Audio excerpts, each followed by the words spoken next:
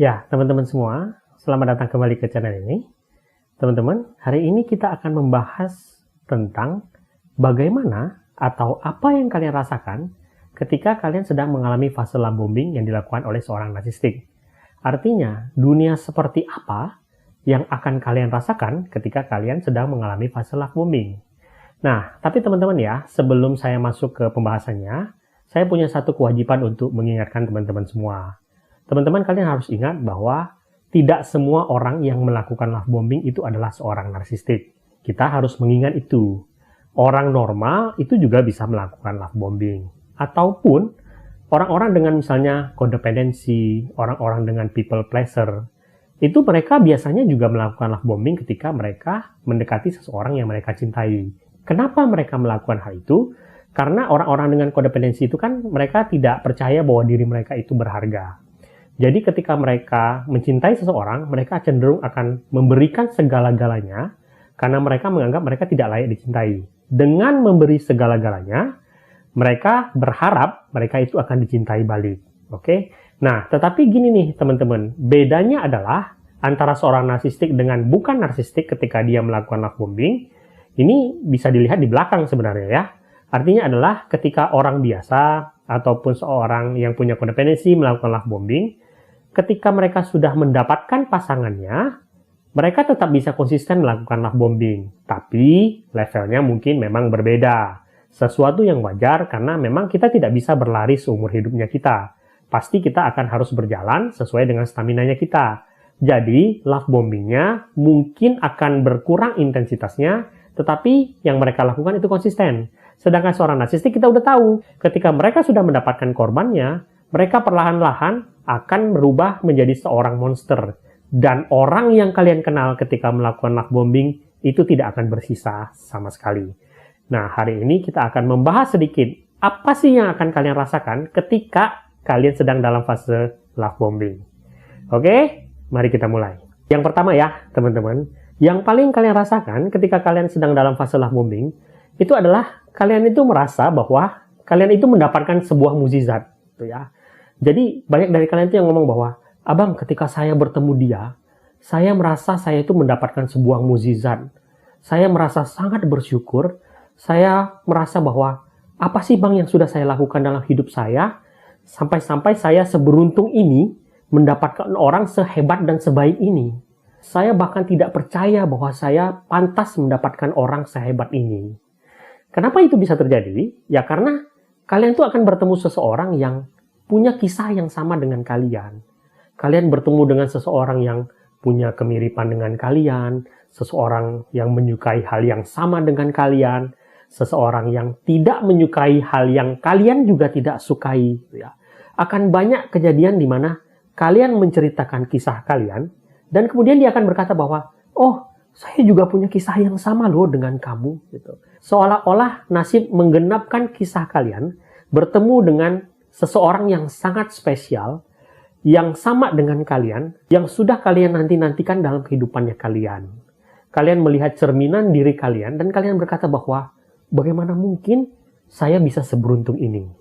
Nah, selain kesamaannya kalian juga akan mendapati seseorang yang akan selalu memuja-muja kalian. Gitu ya. Ya, sesuatu yang wajar kan, bahwa setiap manusia ketika dia dipuji, ya dia berhak mendapatkan kebahagiaan.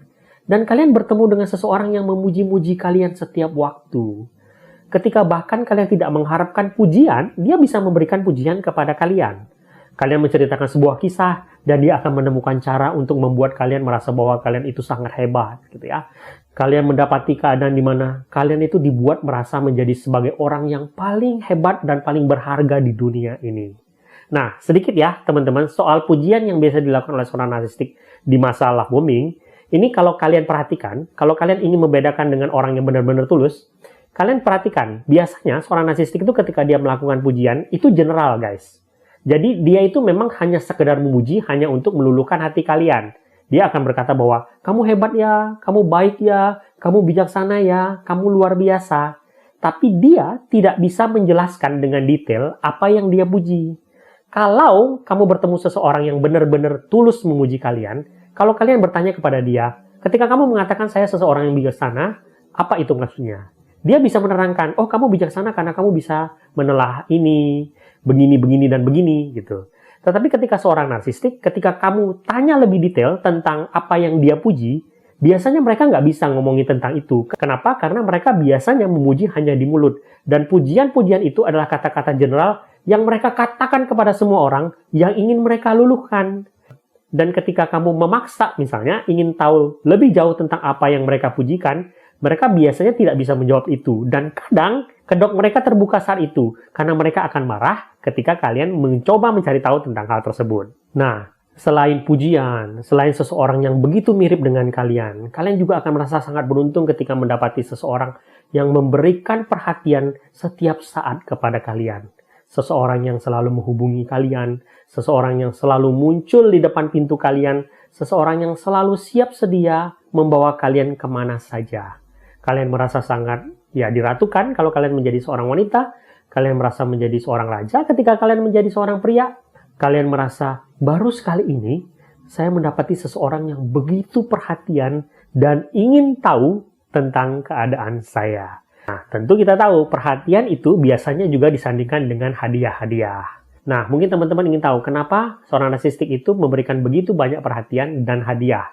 Ini sebenarnya teman-teman, ini untuk bikin korbannya itu merasa berhutang budi kepada mereka suatu saat ketika mereka mengungkapkan hal tersebut. Itu satu. Selain itu, biasanya ini juga untuk membuat ikatan dengan korbannya. Artinya adalah ketika kalian sudah terbiasa, ketika dia memberikan perhatian dan hadiah-hadiah, ketika dia ingin mengetes kalian, dia akan menstop itu semua. Dan pada saat itu, karena kalian sudah terbiasa, kalian mengetahui bahwa ada sesuatu yang berubah. Tentu saja itu akan membuat kalian bereaksi. Dan itu cara dia untuk mengenali bahwa kalian itu sudah termakan oleh perangkapnya dia. Nah, selain memposisikan diri dia sebagai seorang pasangan impian yang kalian nanti-nantikan selama ini, seorang narsistik itu juga bisa menempatkan kalian sebagai seseorang yang sangat penting bagi kehidupannya dia. Ini untuk memanfaatkan empati kalian sekaligus meninggikan egonya kalian. Jadi, seorang narsistik itu bisa berlaku seperti ini, bahwa dia itu adalah seseorang yang butuh diselamatkan.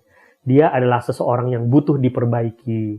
Dan kalian itu adalah satu-satunya orang yang bisa melakukan itu untuk dia.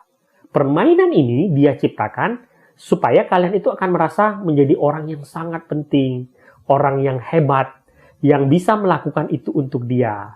Ketika seorang narsistik berkata bahwa dia itu dulu adalah seorang korban, dia punya mental issue, dia memposisikan diri sebagai seseorang yang harus diselamatkan, dan dia menempatkan kalian pada posisi sebagai orang yang bisa menyelamatkan. Dan itu akan membuat kalian merasa sangat ingin menjadi orang seperti itu. Kenapa? Karena setiap orang di muka bumi ini kan ingin menjadi orang baik, ingin menyelamatkan orang lain.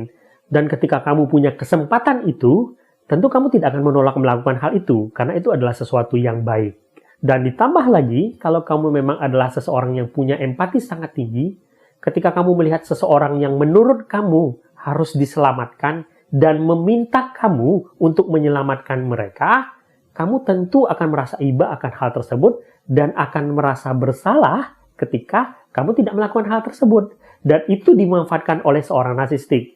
Jadi kamu akan bertemu dengan seseorang yang begitu kamu impi-impikan, begitu sama dengan kamu, sekaligus seseorang yang akan kamu selamatkan.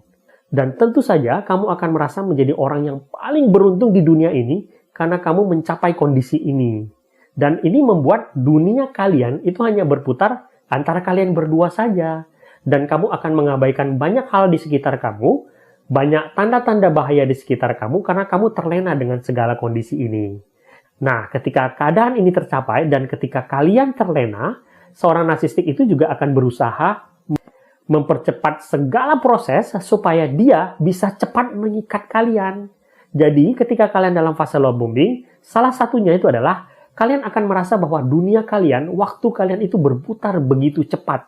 Fase-fase kehidupan yang biasanya dilalui oleh orang biasa itu berlangsung beberapa waktu, kalian akan mendapati itu semua terlihat terburu-buru dan melangkah dengan begitu cepat. Ibaratnya, pagi kalian baru kenalan, siangnya kalian pacaran, sorenya kalian udah menikah. Itu biasanya akan dituju oleh seorang narsistik karena dia ingin sangat cepat mengikat korbannya. Kenapa dia harus melakukan itu? Karena ketika seorang narsistik itu melakukan love bombing kepada kalian, dia lelah melakukan hal itu. Karena dia bukan dasarnya adalah orang yang baik dan suka memberi, sebenarnya love bombing yang dia lakukan itu temporari atau sementara. Dia mengeluarkan energi yang begitu banyak untuk melakukan love bombing, dan dia takut bahwa energi dia itu keburu habis dan kalian tidak didapat. Jadi dia harus cepat-cepat mengikat kalian supaya energi dia cukup untuk itu. Dan ketika dia sudah melakukan itu, artinya dia boleh kembali ke sifat aslinya dia.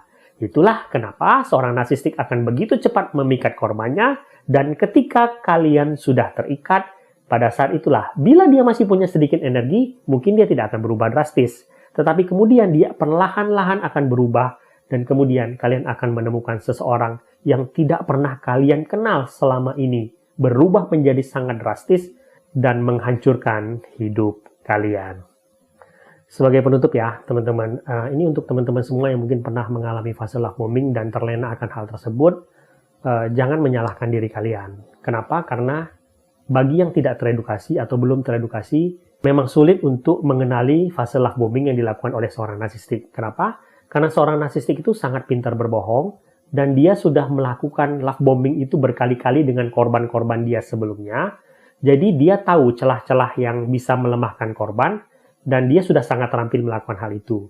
Sedangkan kalian mungkin baru pertama kali mengalami love bombing.